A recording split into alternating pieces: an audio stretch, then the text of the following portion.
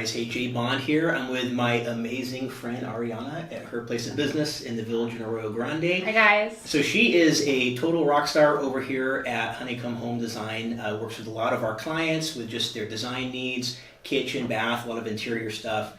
She also did our beautiful office here in the village of AG, which we're super stoked on. We still have our gawkers through the window, like, what is this place? Yeah, So it's just dark and dramatic and moody, and you don't think that it's a real estate office. It's awesome. I love it. I love it. We get that question like, what is this place? I'm like, well, from all the real estate stuff on the window, it's probably a You real would estate think. office. Yeah. But no, it looks amazing. Did a killer job. But we're here today in her new space, which looks beautiful, really coming together. And we were talking, and we're like, what is important for our mutual consumers right now, right? Whether you're buying, whether you're selling, whether some sticky things, some hot buttons, some things to look forward to, throughout that process. Yeah. So touching base. Yeah.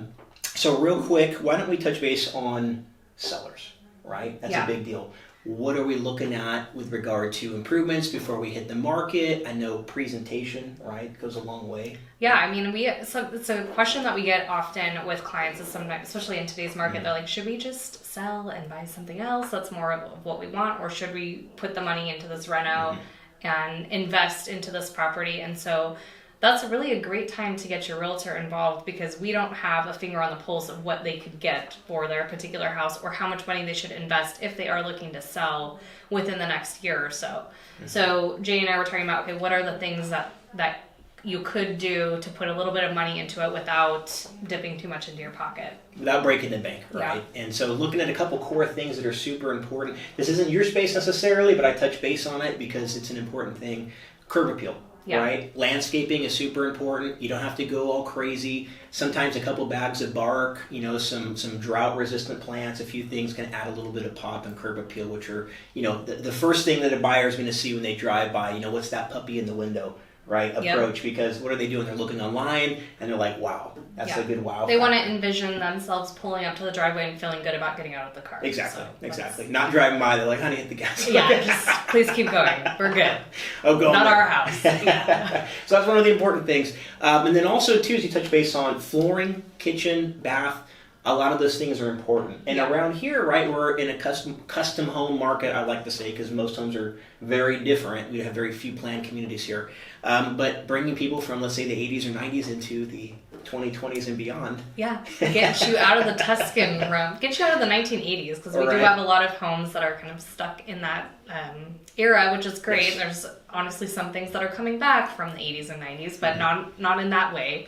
Yes. So, not in that way. Pink subway tiles, pink, I mean, mauve is back, but not the pink subway. The pink tile. So, I mean, that's a question that we get often. Is like, okay, well, to what extent should we remodel? And that's really when I defer to their realtor and say, you need to work with somebody from Bond Real Estate Group and make sure that you get them on board so that they can give you some really good feedback. And then we come in as your design partner to make sure it looks good and presentable so that we can get you those pictures and you can list it and hopefully pre-sell it. Yes.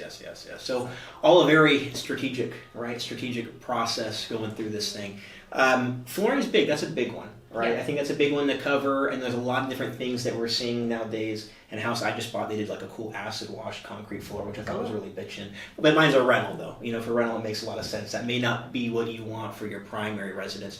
But consider like a lot of the products out there. I know you've got wood-based products. You have really nice luxury vinyl plank. So luxury vinyl plank is a great inexpensive option for somebody that has pets or kids and they want something that's very durable. And so we will install those quite often. We'll do an engineered wood flooring, and you could spend $4 a square foot, or you can spend $12 to $15 a square foot on engineered wood floor. So that really comes into, okay, what is the caliber of this house? Who's your buyer? Those types of questions. Absolutely. Who you want to attract and cater to, right? And you don't always have to go all out crazy with like the highest end of everything. Just something, just like you said, that's going to look good, be durable, be presentable, and get you good return on your investment. Right out the gate. And then a fun one, these are always my favorite, is the kitchen.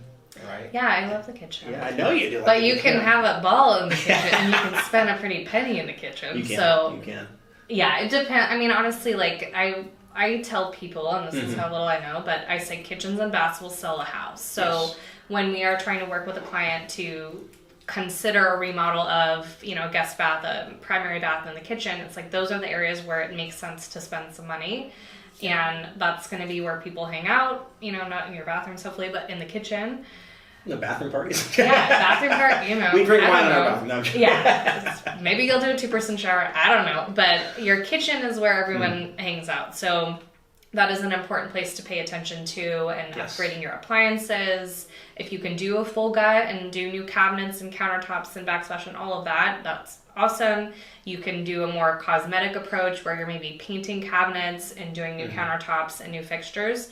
So, you know, you could be spending maybe $25,000 to $30,000 to, you know, upwards of $100,000 on some of these kitchens that we've been working on. So it just depends. Depends on what you want. You know, if you plan on staying there, you probably want to go to that higher end finish, right? Yeah. If you plan on just selling it, making it look more presentable, you may want to aim towards the lower spectrum. You know. Absolutely. Do you guys know a percentage of like how much they would get back from putting into their kitchen or bathroom, like what percentage of that? In the improvement? And that's a great question. I wish there was more of a specific formula for it. Yeah. But I think it really just ranges on a few different things. One, the property type. Right, the consumer that you're targeting for that type of property is going to make a big difference. Like if you did these improvements for yourself, and you're like, gosh, hey, you might recognize 10-20% return, you know, on that investment. If it's one that you just said, hey, we just did this real quick, you know, you're probably going to get, I would say, more conservatively, like a 10% return on your investment, maybe a little bit more, depending again on the property type and the consumer. Because what we're seeing around here, especially with newer construction and the trends, what is everyone doing, right? They're creating more open living spaces. Yeah. And I know you're seeing that a lot because a lot of homes, 60s, 70s, 80s, very compartmentalized, right? And so now the kitchen is more grand, it's more open. You're seeing a lot of like big islands, and what is that? It's like a homing beacon for just congregating, right? Yeah. People want to hang out there, drink. Yeah. It's more entertaining, and it's more entertaining friendly. It's like if you have a family, you can see the kids in the living room, you're in the kitchen, you know, you feel connected. Whereas we're getting away from hiding everybody in the kitchen and the butler's pantry, and, you know, in these segmented rooms. And so, we're all day long, we're opening things up. Yes, 100%. So. But a great return. You can't go wrong there. And then some things to look out for with regard to bathrooms.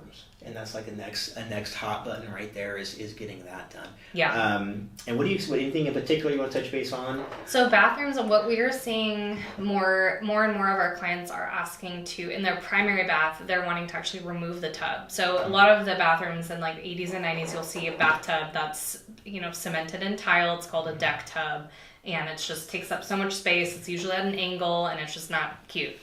So we're wanting to actually take those out and put in a freestanding tub. Well, even so, people are just wanting a large shower now. Yeah. So the tub is kind of non-existent, except for your hall or guest bath, where I do recommend having one tub for resale. Yes.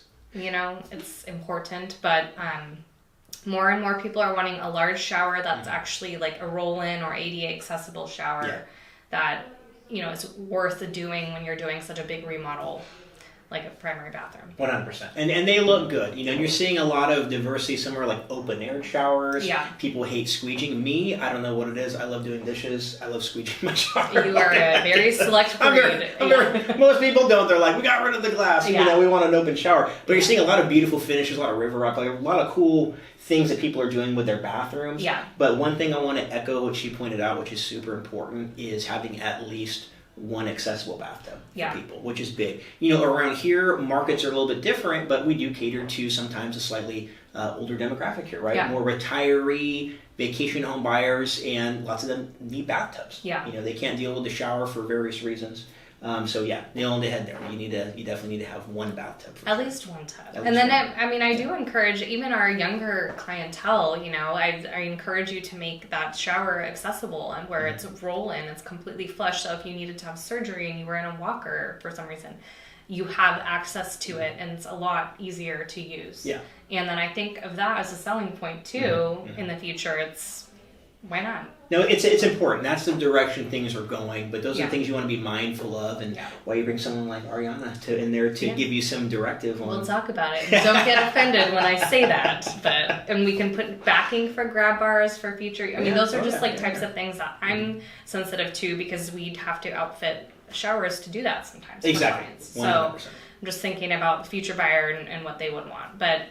Yeah, I think updating the bathrooms and the kitchen along with flooring and paint. Paint is a really easy and expensive way to update a home.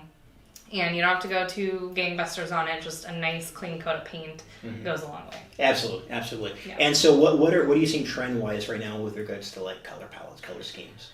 Well, I mean, I'm going to say that the all-white kitchen is kind of going out of style. I think that came into resurgence with this whole modern farmhouse movement, Chip and Joanna Gaines and Fixer Upper. So Chip and Joanna. Yeah, I love them. But thank God we are moving past that, and we are now really embracing more of a warmer, more neutral palette.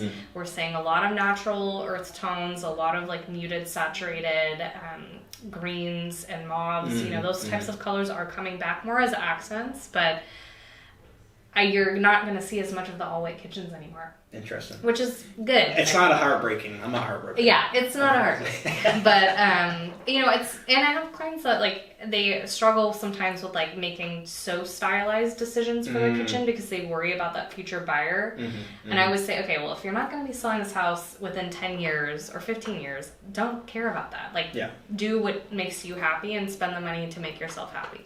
If you're going to be selling this in 3 to 5 years, then let's talk. You know, let's not go hot pink on the ceilings. Like, let's think about this. Probably a good call. Yeah. That one burgundy wall that you have. Yeah. And so accent walls are not a thing anymore. I mean, it's, you know, we're accenting with maybe wallpaper or, you know, different types of wall treatments. It's not like painting, you know, every other wall in your house a different color. So yeah. So no more of like painting the walls a different color than the ceiling, you know, type of stuff. It's more like, I mean, we'll still do like one color on the walls, one color on the ceiling, but the whole house is more of one palette versus each room being like 50 shades. More uniformity. Yeah, it just keeps it subtle because you're going to bring in your color with your artwork, with your accessories, with area rugs. I mean, I just remind people like that's where your art is. Correct. Shouldn't be on the walls.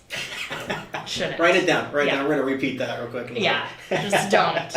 Save us all. I love it. See, this is why you assemble your team. Whether you're buying or selling, you still need folks like Ariana to come in, give you some good direction on what you want now, but also what to think about down the road, right? Yeah, I think it's important to have a someone that you can reach out to answer those questions and to strategize with you. I mean, Jay and his group will be there to put together a plan for you, but how do we get to that plan and what's going to be most important? And we're an extension of that team.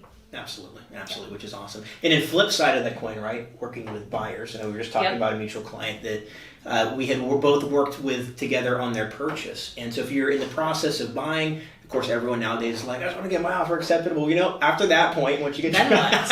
Yeah. Then what? Well, you know, if there's improvements that need to be done, that is a perfect opportunity to segue in and say, hey, what can we do prior to moving in, right? Because the one thing you probably don't, I mean, you may have to, I don't know your situation, you probably don't want to move in and then clear out completely to start doing your remodel, right? It makes sense to kill two birds with one stone.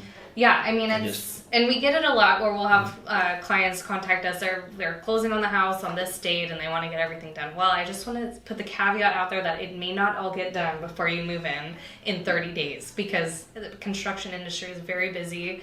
Things are back ordered, things are delayed. But the point that Jay is making is to start getting that plan in place. And you can do that really right as soon as you feel comfortable enough doing it. And that's where we can come in and let's strategize. Let's think through how we want to tackle this. Maybe you are not relocating down here. You know, you may purchase a house, but maybe you're coming from the Bay Area and you want to finish out the school year or whatever it is.